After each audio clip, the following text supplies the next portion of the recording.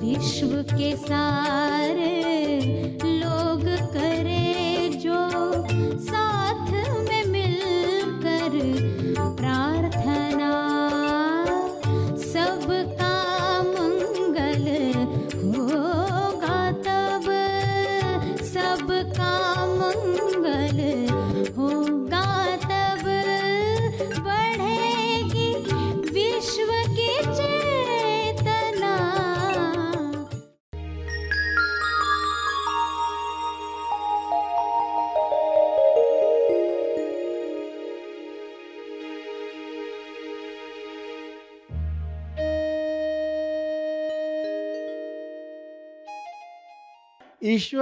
ईश्वर को अनुभव करे, अनुभव को अनुभव करे, सेल्फ को अनुभव करे जो आप हैं। थॉट्स तेज ज्ञान फाउंडेशन द्वारा आयोजित ध्यान प्रार्थना बीज बोने के लिए आप सबका स्वागत करते हैं। लाखों लोग साल भर से इस प्रार्थना मंच पर जुड़े हैं। रोज हम सब मिलकर प्रार्थना करते हैं ताकि हम खुद भी स्वस्थ रह पाएं और जो बीमार हैं उन्हें भी हम अपनी प्रार्थना का बल पहुंचा पाएं। तो आइए ग्रहणशील रहते हैं और इस प्रार्थना का लाभ लेते हैं।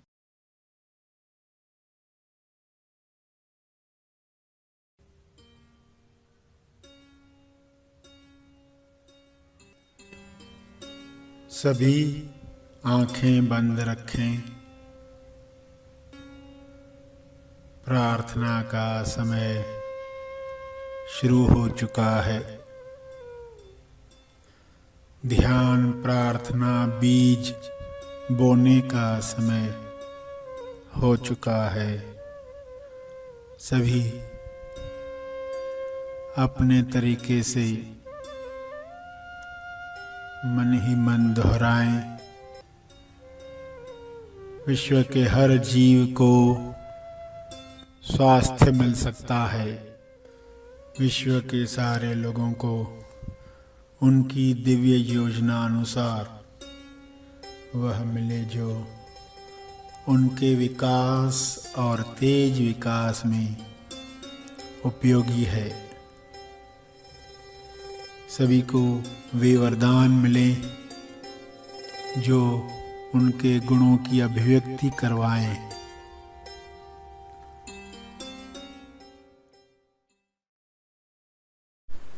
प्रेम, आनंद, संपूर्ण लक्ष्य।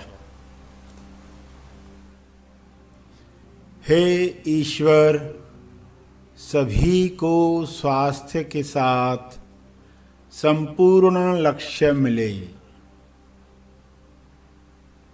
हे परमात्मा, सभी की संपूर्ण संभावनाओं का विकास हो। सबके विकास में मेरा विकास है। सभी का विकास हो, तेज विकास हो।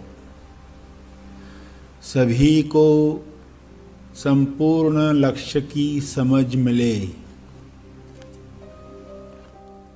हे ईश्वर, आप नित्य नए निर्माण कर रहे हो। सबके विकास में मेरा विकास हो।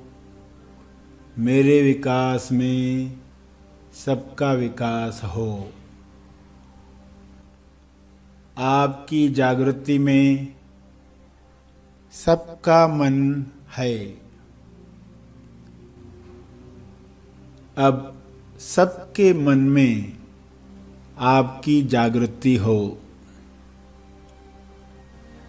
सबके मन में आप रहें। हे इकाई, आप करुणावान हैं। आप भगवान हैं। आपका इंसाफ सबकी चेतना बढ़ाने वाला है। आप सबका इंसाफ करें। सबका मन स्वच्छ और साफ करें। जब मन अंदर है स्वच्छ है, स्वच्छ मंदिर है। मन बाहर है कलाबाज है, बंदर है। अंदर बाहर के बाहर मन ज्ञान और भक्ति का समुंदर है। सबका मन ज्ञान और भक्ति के समुंदर समान विशाल बने। हे परम इंसाफ के देवता, सबका मन भक्ति की नौका में गीत गुनगुनाए। हर मनुष्य सेहत पाकर मुस्कुराए। जो इस वक्त प्रार्थना ग्रहण करने के लिए बैठे हैं, जो इस वक्त अपनी बीमारी से मुक्त होना चाहते हैं, उन्हें उपचार प्रकाश मिले।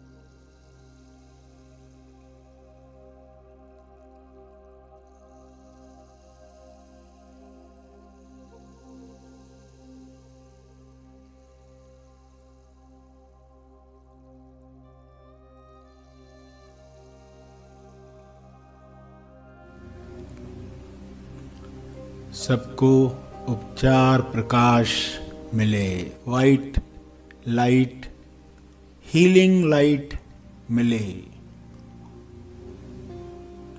सभी को चुस्ती और बुद्धि मिले, ताकि वे लुप्त पृथ्वी लक्ष्य पाने के लिए तैयार हो जाएं। सबको पृथ्वी लक्ष्य मिले, सबको पृथ्वी लक्ष्य मिले। हे ईश्वर, सभी का समाधान आपके हाथ में है। आपके हाथ में सबका हाथ है। सबका मंगल हो, सबका तेज मंगल हो।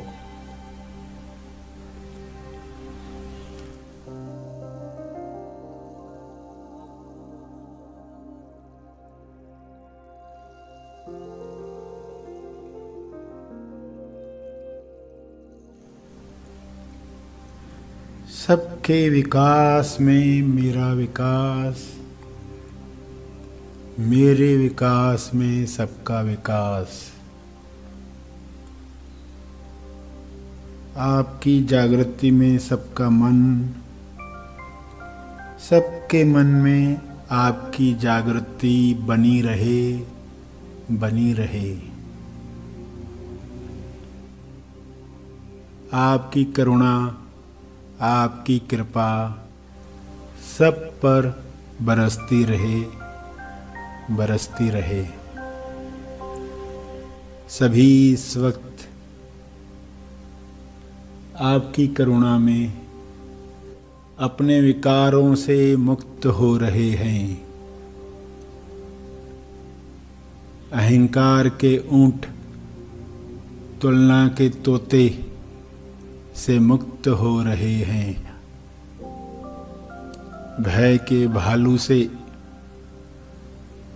घृणा के घोड़े से मुक्त हो रहे हैं, मुक्त हो रहे हैं।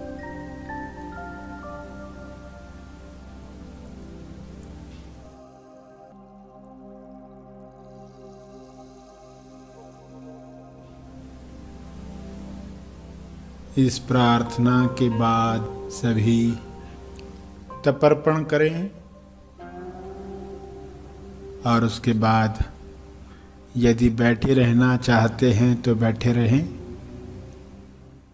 आइए सब ग्रहणशील होते हैं एक चेतना संदेश सुनने के लिए। तो कुल मूल लक्ष्य का अगला अंश क्या है, दूसरा हिस्सा क्या है? ईश्वर के गुणों की अभिव्यक्ति। जब आप अपने आप को जान जाते हो तो आपका व्यवहार कैसा होता है? उन गुणों से होता है। और गुणों को जानने के लिए ही मूर्ति पूजा रहस्य था। लोग मूर्ति के सामने क्यों बैठते थे? ईश्वर के गुणों पर मनन करने के लिए। गणेश की मूर्ति है तो गणेश के बड़े कान क्यों हैं?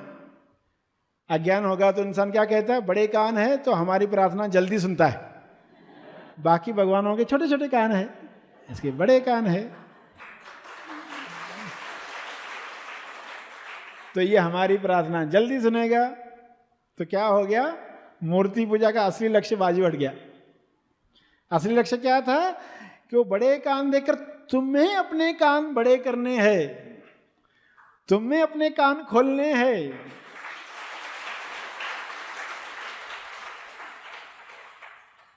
आप सुबह जब गणेश की आरती करके निकलोगे तो अपने आप को मुझे सुनना है, जो लोग मिलेंगे।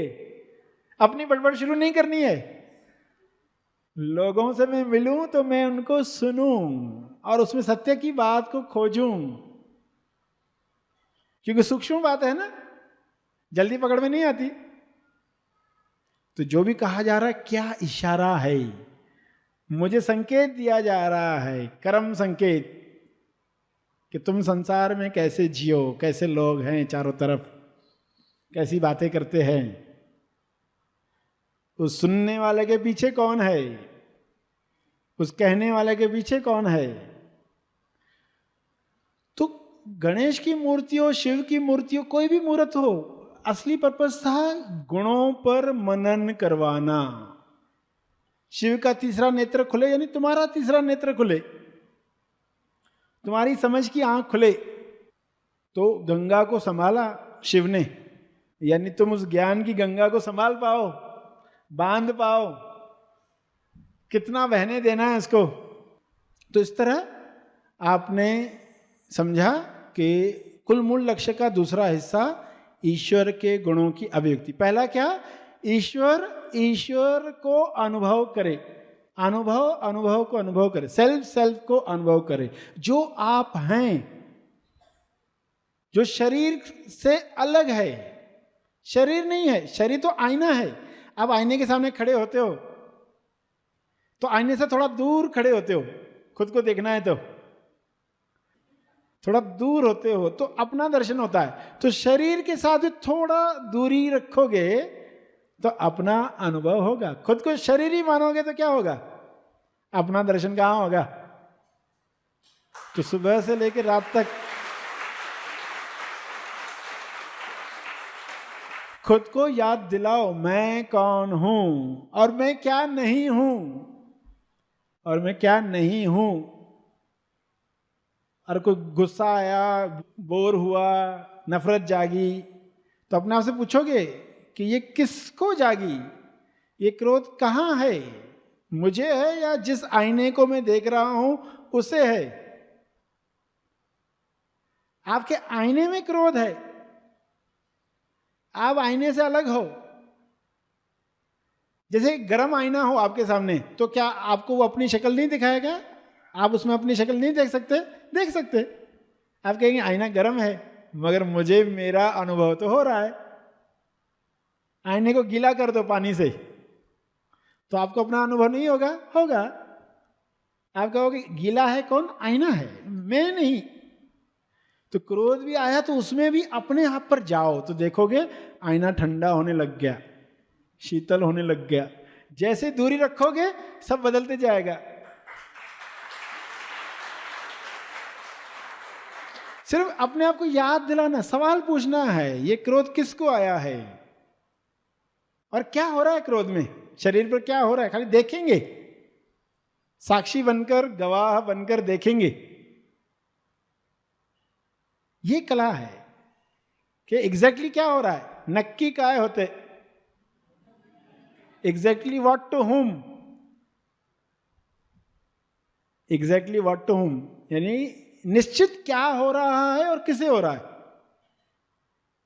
तो देखोगे शरीर गर्म हो गया है, शरीर में कंपन हो रही है, तो ये शरीर को हुआ है, मुझे नहीं।